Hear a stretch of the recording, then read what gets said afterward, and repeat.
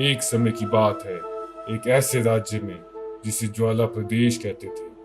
वहां एक ऐतिहासिक हीरा था जिसे अग्नि रत्न के रूप में जाना जाता था।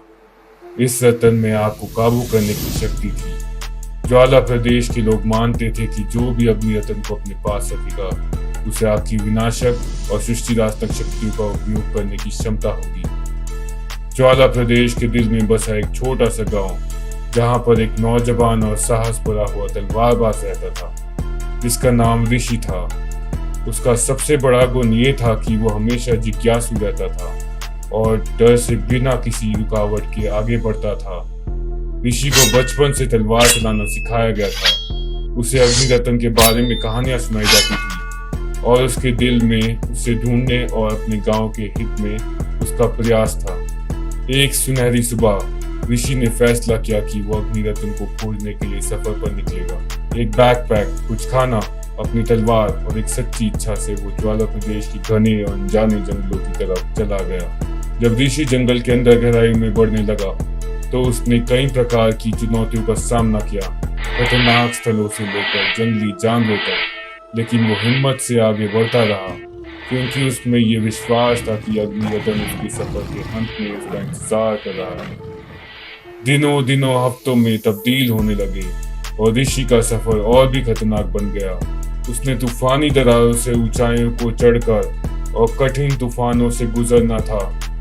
ऐसा लगता था कि जैसे प्रकृति खुद ही उसकी दृढ़ निश्चय का परीक्षण कर रही हो। एक रात जब ऋषि अपने अग्निकुंड के पास बैठा था, उसने दूर से एक धीमी मधुर धुन सुनी। धुन आकर्षित और भयानक दोनों थी। प्रभावित होकर वो इस अनजानी धुन के पास जाने लगा जो उसे एक गुप्त गुफा तक ले गई। गुफा के अंदर एक संगीत के प्याले की कोमल चमक से प्रकाश में ऋषि ने आकर्षक दृश्य देखा।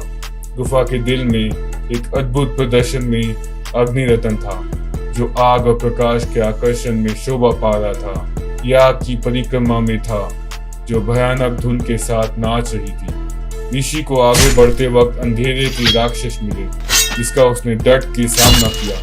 अपनी तलवार से एक एक करके सभी अंधेरी राक्षसों को मिटा दिया और आगे बढ़ने लगा।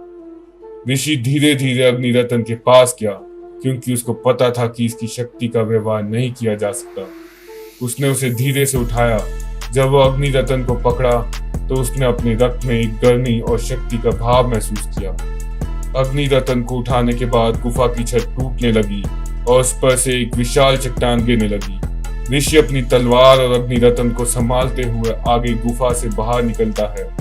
ऋषि अपने गांव लौट आया जहां उसने अग्नि रत्न की अद्भुत शक्ति का उपयोग अपने लोगों की मदद के लिए किया। उसने ज्वालामुख की आग को नियंत्रित किया, सर्दी के खिलौनों के लिए गर्मी दी और त्योहारों में पवित्र दीपक जलाया। लेकिन ऋषि हमेशा गुफा और अनजानी धुन को याद रखता था जिसने उसे अग्नि रत्न तक पहुंचाया।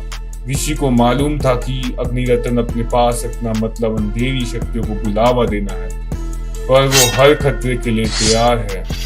ऋषि को पता था कि अग्नि रत्न की असली शक्ति आग को नियंत्रित करने में नहीं थी, बल्कि उसकी असली शक्ति उसके द्वारा उन लोगों तक गर्मी, प्रकाश और आशा पहुंचाने में थी जो इससे सबसे अधिक आवश्यक है।